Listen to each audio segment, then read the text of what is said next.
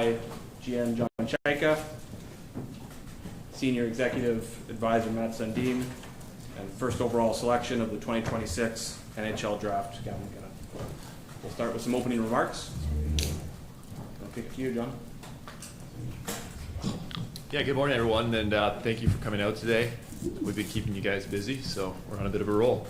But today's a special day, and hopefully we expect a historic day for the Toronto Maple Leafs. Anytime you get a chance to pick first overall, it's a special and unique opportunity, and to do it with an institution like the Toronto Maple Leafs, I think makes it even more special. When I saw Ball 12, I'll be honest, the first thing that came to my mind was, the skill set, the highlight reels, the goals. You watch a player for a few years and track him and understand what he could mean for a franchise. But when I got a chance to go up to Whitehorse and get to know Gavin and get to know his family, quickly realized that it's more than the player. I think we're getting a special person, someone that'll fit well within our group, and one day be a leader for this franchise. So really excited to welcome Gavin and his family to the Toronto Maple Leafs, and I'll pass it over to Matt Sundin. Well, I'll echo what John said. I think it's a fantastic honor and great for the Toronto Maple Leaf fan base, the Toronto Maple Leafs, to be able to draft first overall. And I think Gavin not only will receive on the ice as a player, but also the character and the person Gavin is going to be an unbelievable asset for the Toronto Maple Leafs for a long, long time. So I'm very excited to be here today with you, Gavin. Great. Open to questions. Mark here. John, what makes Gavin a special person? Yeah, look, I went up to Whitehorse not because I had to, but I wanted to, and I wanted to see firsthand, his upbringing and what it meant to him, hockey meant to him as a person. And what I saw was someone that loves his community and someone whose community loves him, and I think that's a big part of who he is. And I think we're lucky now as the Toronto Maple Leafs to be a part of that. So congratulations to that community and all of Whitehorse and the Yukon for this, which is a pretty special event, I'd say.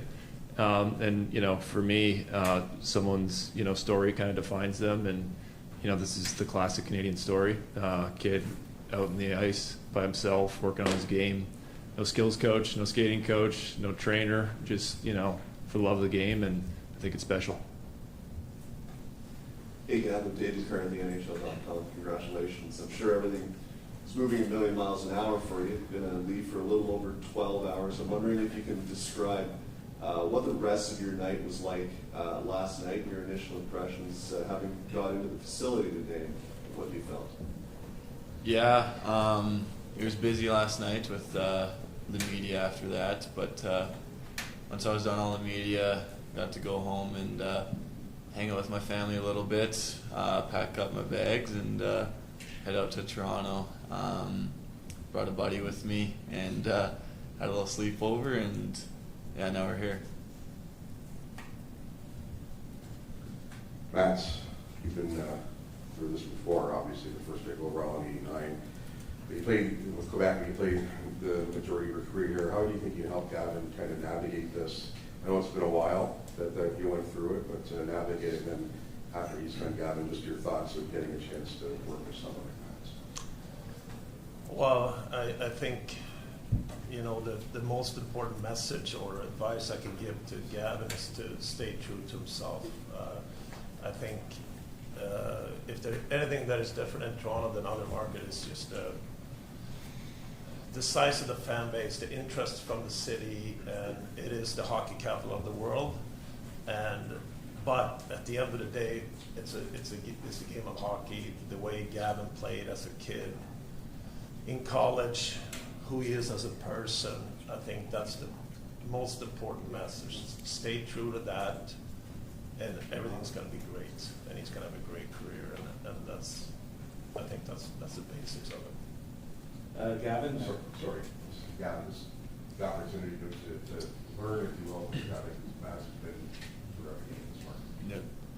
Yeah, I think obviously he's been through it all, so when you have someone like that who can lead you and kind of guide you through this, it means a lot. And definitely as a young guy, you want to learn from people like that and people within the organization. So for me, trying to learn that stuff as quick as possible, I think would help me for the future. So yeah, it's I'm very lucky to have those people, and I'm looking forward to it. Gavin, you might not be able to answer this question just yet, I understand, but have you any idea what your summer is going to look like in terms of training? Here, Whitehorse, Vancouver, what do you plan to do this summer, and kind of where do you plan to do it? What works for you? Well, the plan right now is go back to Kelowna for a bit, just train there, and then see where that goes. I'm not. It's hard to say kind of what the plan is, but as of right now, let's go back to Kelowna and train there. Gavin, I see you drove in last night. Just wondered, what went through your mind as you came close to the Toronto skyline as officially as a Maple Leaf? What went through your mind, and what do you think of the city? Yeah, just excitement. Like last night was a crazy night. I was so excited the whole night, and just a lot of energy. And then, Toronto is a city. It's an amazing place. They love their sports. They love their hockey team. They've got so many passionate fans. So I'm excited. And even when I've been in the city, before I was drafted, people were coming up to me and asking for photos, and they all seem like great people. So I'm excited to meet all these people and just get comfortable in the city. For John, you were talking about seeing ball number 12 and what came to mind. Did you kind of have an idea right then and there that you kind of knew where you were going, and you were just going to kind of check the boxes and kind of do all the due diligence after that? Yeah, to be honest, I kind of knew, but I'll give a lot of credit to Judd Brackett, Mark Leach, Ryan Hardy, the whole staff. They really dug in, and again, it's a process over years, especially with picks like this. I've said it before, it's not just about getting the first pick; it's what you do with it, and that can be franchise altering. So just as we went through that process and evaluated everything, we had time, so we used it. Vetted everything and looked at it 10 different ways, and ultimately the more we spent time on it, the more conviction we actually had in our initial instincts, and lucky to have that break, but also we think lucky this year to get Gavin as well. Take a couple more, Lance. I want to ask John, what was the trip to Whitehorse Lake? What did you do there, and what what really helped you get a feel for Gavin and his family? Yeah, I landed at 11 o'clock to full sun, so that was a new one for me. Never been out that way. My wife's from Timmins, so I felt like I had an idea, but I didn't. And it was great, honestly. A beautiful place. I can tell why Gavin enjoys being there.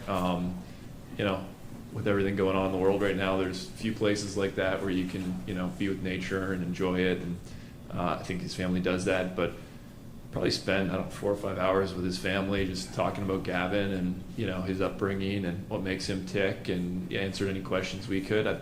For me, it was important to start building relationships, and I have 3 kids now. I know for me, if my kid was going to go play somewhere, I want to feel comfortable that he's in good hands and we're going to look after him. So we talked about everything, and then we went for a trip up the mountain. Gavin drove. I had my eyes closed for most of it. But just spent some quality time together, getting to know each other, nothing more than that. Take 3 more. Hey Gavin, I know you said you brought a buddy with you. You guys had a little sleepover last night. Apart from hockey, what are you excited to do in the city? Do you guys have plans later? What are you excited about for Toronto? I'm going to the Jays game tonight. I've never been to a baseball game, so obviously a Blue Jays fan, so I'm looking forward to that. And I don't know. I think just kind of hanging out, chilling out. I think Dev Camp starts up pretty quick, so got to make sure I'm ready for that. And just hanging out.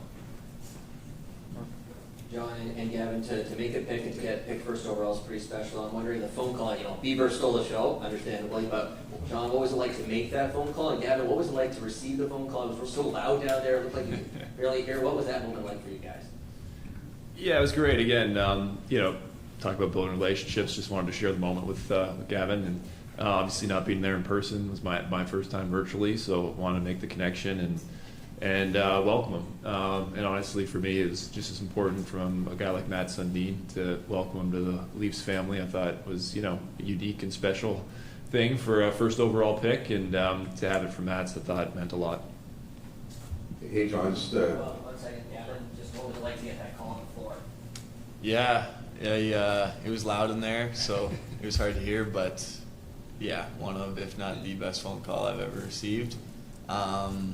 Yeah, just a special moment when you kind of hear that and you realize, you're going first. It's a pretty special moment and something I've worked towards my whole life. So yeah, that phone call was a big relief. John, you're hired, I think, May 2nd or 3rd. The lottery draft win comes May 5. How quickly did you get to Whitehorse then? Was it the next few days, that week? Yeah, I think it was within a couple of weeks for sure. I don't recall exactly. It's been a bit of a blur, to be honest. But Matt's went back to Sweden. He did some of his diligence there as we were looking at a few of the players. And I wanted to head up to Whitehorse. And again, he only made hopefully one shot at this, and we wanted to make sure that we left no stone unturned. And for me, like I said, it's about getting to know the backstory a bit better and also building a relationship. Great. Thanks, guys. We'll break for a phone now.